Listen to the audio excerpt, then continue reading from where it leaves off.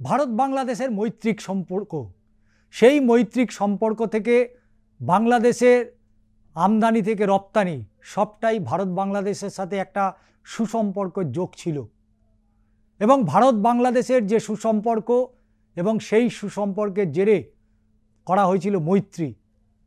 কিন্তু বর্তমানে যে প্রেক্ষাপট, রাজনৈতিক যে প্রেক্ষাপট, সেই প্রেক্ষাপট কিন্তু একেবারেই বাংলাদেশের সাথে ভারতের এই মুহূর্তে যে সম্পর্ক, সেই সম্পর্কটা সুসম্পর্ক থেকে তিক্ততার জায়গায় এসে দাঁড়িয়েছে এবং ভারত বাংলাদেশে যেভাবে বন্ধুত্বপূর্ণ সম্পর্ক ছিল তা আজ অতীত হয়ে দাঁড়িয়েছে।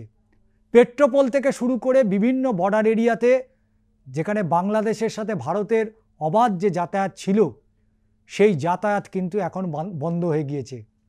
কোনো বাংলাদেশিকে ভারতে রাখা হচ্ছে না, একেবারে কেন্দ্রীয় সরকারের পক্ষ থেকে স্পষ্ট করে দেওয়া হয়েছে সমস্ত রাজ্যগুলোকে যারা বাংলাদেশি তাদেরকে অবিলম্বে বাংলাদেশে ফেরত পাঠিয়ে দিতে হবে এবং ভিসা পাওয়ার ক্ষেত্রেও কিন্তু বেশ কঠিন আইন করেছে কেন্দ্রীয় সরকার। কিন্তু এত কিছুর মাঝখানে বাংলায় বাঙালি যে বিদ্বেষ, বাংলায় যেভাবে বাঙালিদেরকে হেনস্থা করা হচ্ছে এবং সেই বাংলার যারা পরিযায়ী শ্রমিক ভারতবর্ষের বিভিন্ন রাজ্যে, উড়িষ্যা থেকে শুরু করে আসাম থেকে শুরু করে ত্রিপুরা থেকে শুরু করে দিল্লি, গুজরাট, হরিয়ানা, রাজস্থান, বিভিন্ন রাজ্যগুলোতে বাংলার প্রচুর প্রায় লক্ষ লক্ষ পরিযায়ী শ্রমিক তারা প্রতি বছর কাজের সন্ধানে তারা কিন্তু সেখানে যান এবং সেই পরিযায়ী শ্রমিকরা, বাংলার যারা পরিযায়ী শ্রমিক, সেই বাংলার পরিযায়ী শ্রমিকদেরকে বারবার হেনস্থা করা হচ্ছে, লাগিয়ে দেওয়া হচ্ছে বাংলাদেশি তকমা এবং এই বাংলাদেশি তকমা লাগানোর ঘটনায় ইতিমধ্যেই পশ্চিমবঙ্গ সরকারের পক্ষ থেকে বারবার কেন্দ্রকে এ বিষয়ে অবগত করলেও কেন্দ্রীয় সরকারের পক্ষ থেকে সেই রকম কোনো সুনির্দিষ্ট পদক্ষেপ তারা গ্রহণ করেনি। যে রাজ্যগুলোতে মূলত বাংলাদেশিদের ওপর, বাংলার যারা পরিযায়ী শ্রমিকদের ওপর আক্রমণ করছে, সেই রাজ্যগুলো কিন্তু সেই রকমভাবে এখনও পর্যন্ত পদক্ষেপ তারা গ্রহণ করতে পারছে না এবং সাম্প্রতিককালে একাধিক ঘটনা ঘটেছে যেখানে নাম জিজ্ঞেস করা হচ্ছে, পদবি জিজ্ঞেস করা হচ্ছে, যখনই সে বাংলায় কথা বলছে তখনই তাকে বাংলাদেশি তকমা লাগিয়ে দেওয়া হচ্ছে।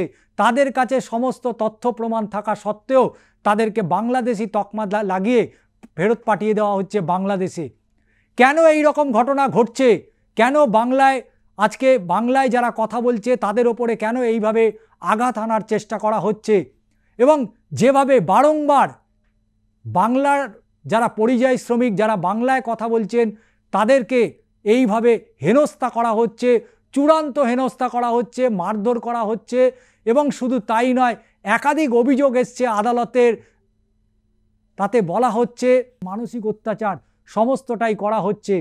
শারীরিক অত্যাচার, মানসিক অত্যাচার করা শুধু এখানেই থেমে থাকছে না, তাদেরকে সরাসরি বাংলাদেশে পাঠিয়ে দেওয়া হচ্ছে। এ কোন ভারতবর্ষ যেখানে বিভিন্ন ভাষাভাষীর মানুষ, বিভিন্ন ধর্মের মানুষ যেখানে বাস করে, সেই ভারতবর্ষেই বাংলায় যারা কথা বলছে তাদের বাংলাদেশি তকমা লাগিয়ে দেওয়া হচ্ছে। এমনই ঘটনা একের পর এক ঘটনা ঘটেছে, যা নিয়ে দিল্লি হাইকোর্ট থেকে শুরু করে কলকাতা হাইকোর্ট পর্যন্ত মামলার জল গড়িয়েছে। এবং সোনালী বিবি অন্তঃসত্ত্বা মহিলা, তিনি প্রায় 7 মাসের অন্তঃসত্ত্বা মহিলা, তাকে বাংলাদেশি তকমা লাগিয়ে তার পরিবারের সাথে যোগাযোগ না করে, পরিবারের কারোর সাথে কোনো কথা না বলে তাকে সরাসরি বাংলাদেশে পাঠিয়ে দেওয়া হলো। ভাবুন, একটা মানুষ যিনি অন্তঃসত্ত্বা এবং তিনি শুধু তাকে যেভাবে বাংলাদেশে পাঠিয়ে দেওয়া হলো, একটা অন্য দেশে পাঠিয়ে দেওয়া হলো যেখানে তার পরিবার নেই, তার সেখানে আত্মীয় নেই, স্বজন নেই, কিভাবে খাবে, কিভাবে বেঁচে থাকবে সে কিচ্ছুটি জানে না, এই রকম একটা দেশে পাঠিয়ে দেওয়া হলো এবং তাকে বাংলাদেশি তকমা লাগিয়ে, যা নিয়ে কলকাতা হাইকোর্টে কেন্দ্রীয় সরকারের পক্ষ থেকে বারবার তারা জানিয়েছেন যে তিনি বাংলাদেশি, সে কারণেই তাকে বাংলাদেশে পাঠিয়ে দেওয়া হয়েছে। ভারতের নাগরিকত্বের কোনো পরিচয়, কোনো প্রমাণ তার কাছ থেকে পাওয়া যায়নি। এই রকম একটা ঘটনা, মর্মান্তিক ঘটনা ঘটে গিয়েছে যেখানে পশ্চিমবঙ্গের 6 জন পরিযায়ী শ্রমিক ছিল যাদেরকে বাংলাদেশে পাঠিয়ে দেওয়া হয়েছে এবং সেই বাংলাদেশে পাঠিয়ে দেওয়ার পরে ক্রমাগত একের পর এক মামলা রুজু হয়েছে কলকাতা হাইকোর্টের বিচারপতি তপব্রত চক্রবর্তী ডিভিশন বেঞ্চে। এবং সেই মামলাতে কেন্দ্রীয় সরকার থেকে শুরু করে উড়িষ্যার অ্যাডভোকেট জেনারেল, উড়িষ্যা গভর্নমেন্ট, তারা বারবার বলার চেষ্টা করেছে কোনো তাদের ওপরে হেনস্থা বা তাদের মানসিক অত্যাচার করা হয়নি। কিন্তু যে তথ্য প্রমাণ আদালতে জমা পড়েছে সেই তথ্য প্রমাণ বারবার প্রমাণ করছে যে তাদের ওপর কী ধরনের নির্যাতন করা হয়েছিল। ভেবে দেখুন, একজন অন্তঃসত্ত্বা মহিলা, তাকে বাংলাদেশি তকমা লাগিয়ে বাংলাদেশে পাঠিয়ে দেওয়া হলো। কিভাবে তারা খাবেন, কিভাবে বাঁচবেন, কোথায় তারা চিকিৎসা করাবেন, কোনো রকম কোনো দিশা নেই। এরকম আরও 5 জনকে, এই পশ্চিমবঙ্গের 5 জন পরিযায়ী শ্রমিককে বাংলাদেশে পাঠিয়ে দেওয়া হয়েছে।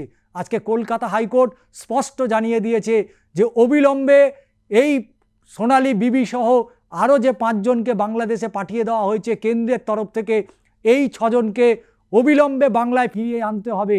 এবং এ বিষয়ে কলকাতা হাইকোর্টের নির্দেশের ওপরে স্থগিতাদেশ চেয়েছিল কেন্দ্রীয় সরকারের পক্ষ থেকে, কিন্তু কলকাতা হাইকোর্ট কোনো স্থগিতাদেশ দেয়নি।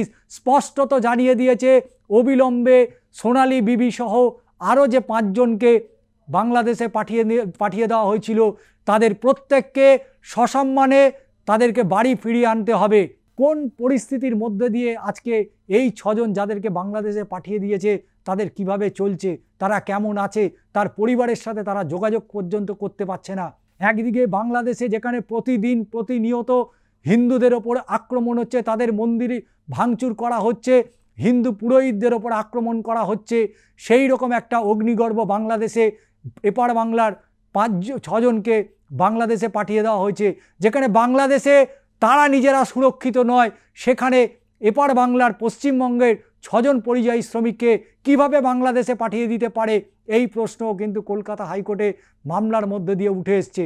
তাই স্বাভাবিকভাবেই কলকাতা হাইকোর্ট আজকে স্পষ্টত জানিয়ে দিয়েছে যে বাংলাদেশ যখন কেন্দ্রীয় সরকার দায়িত্ব নিয়ে এই 6 জনকে পাঠিয়েছে, সেই দায়িত্ব নিয়ে সসম্মানের সাথে বাংলাতেই ফিরিয়ে নিয়ে আসতে হবে কেন্দ্রীয় সরকারকে, এমনটাই নির্দেশ দিল কলকাতা হাইকোর্ট।